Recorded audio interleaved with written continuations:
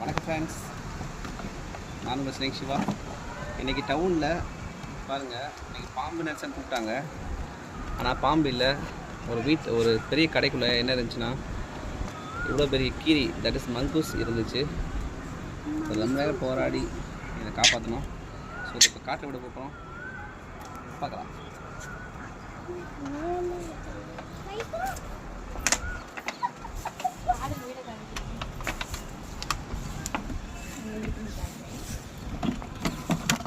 So அந்த mongoose திறந்து விட்டாச்சு.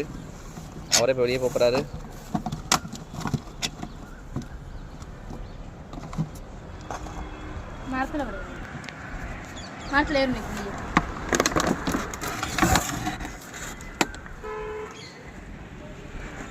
ஸோ ரொம்ப வேகமாக ஓடுது. பூனை பாரு, சண்டை போடுது.